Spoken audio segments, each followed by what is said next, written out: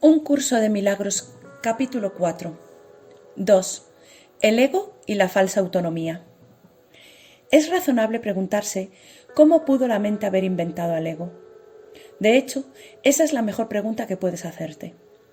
Sin embargo, no tiene objeto dar una respuesta en función del pasado, porque el pasado no importa. Y la historia no existiría si los mismos errores no siguiesen repitiéndose en el presente. El pensamiento abstracto es pertinente al conocimiento porque el conocimiento es algo completamente impersonal y para entenderlo no se necesita ningún ejemplo. La percepción, por otra parte, es siempre específica y por lo tanto concreta. Todo el mundo inventa un ego o un yo para sí mismo, el cual está sujeto a enormes variaciones debido a su inestabilidad. También inventa un ego para cada persona a la que percibe, el cual es igualmente variable.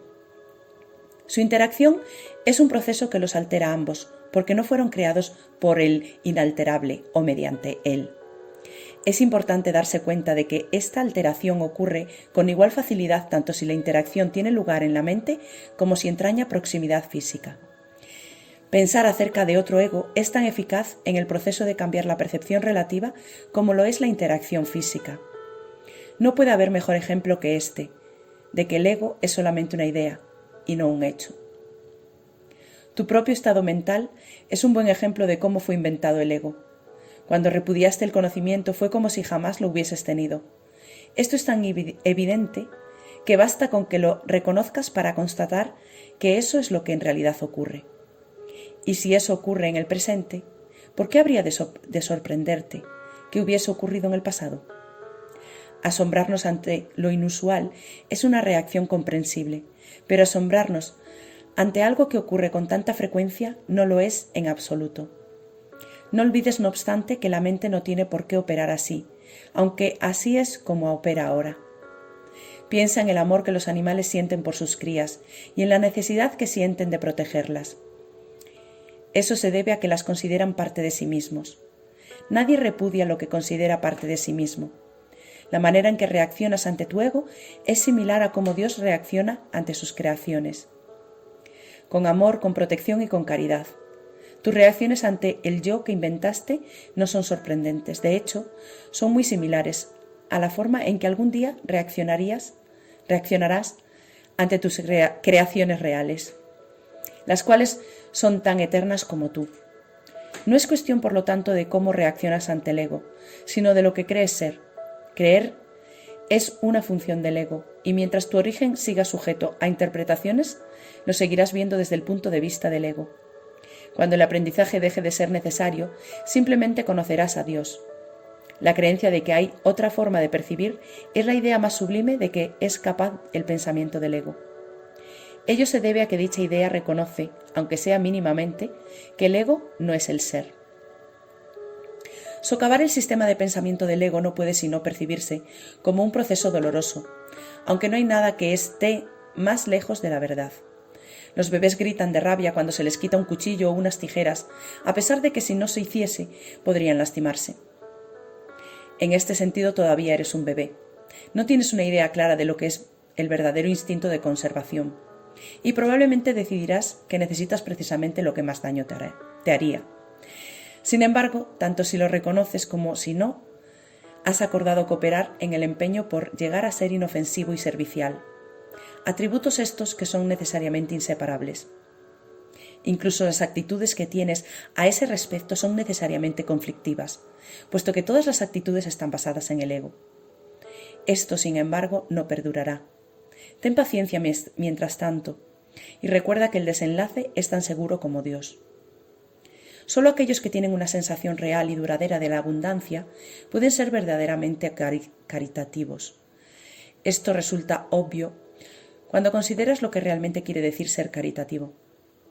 Para el ego, dar cualquier cosa significa tener que privarse de ella.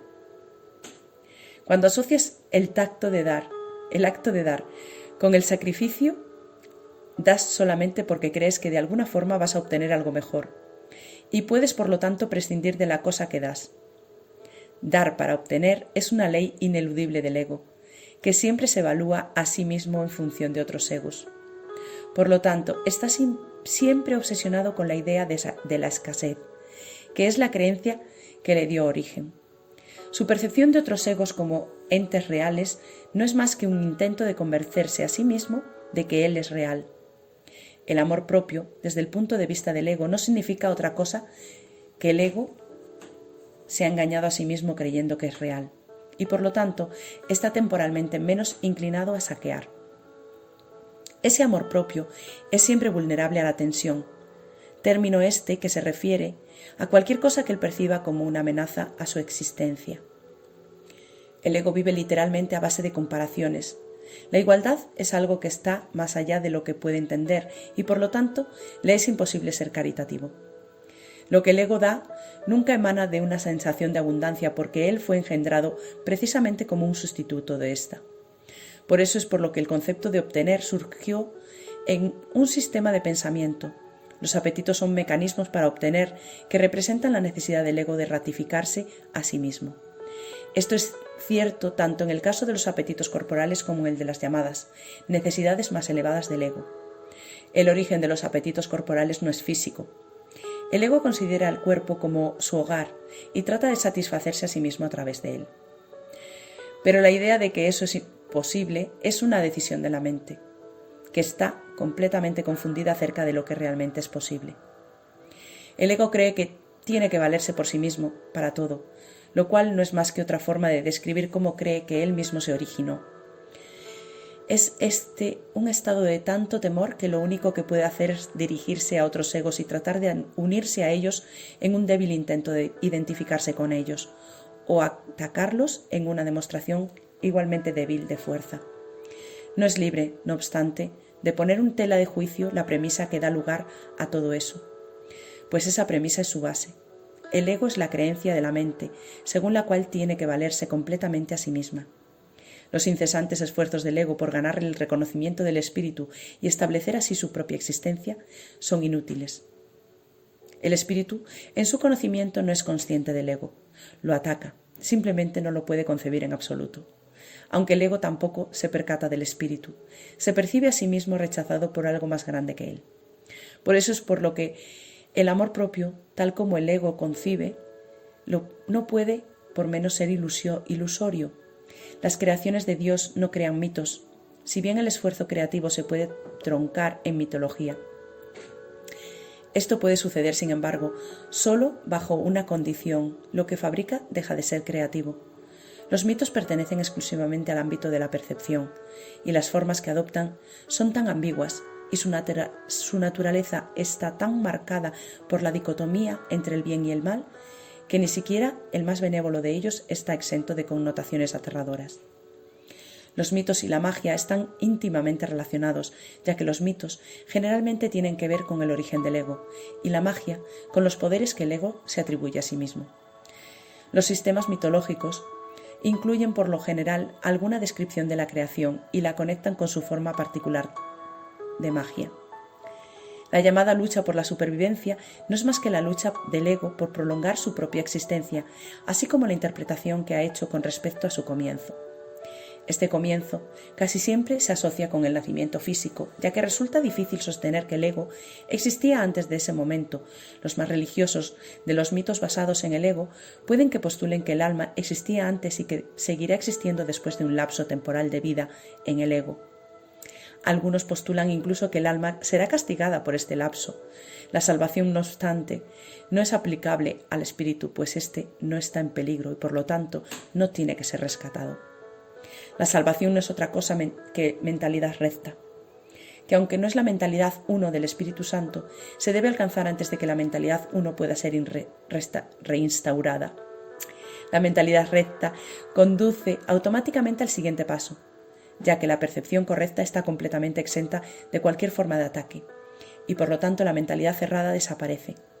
El ego no puede sobrevivir sin hacer juicios, y por consiguiente se le abandona. La mente tiene entonces una sola dirección por la que avanzar. La dirección que sigue es siempre automática, pues no puede sino acatar los dictados del sistema de pensamiento al que se adhiere.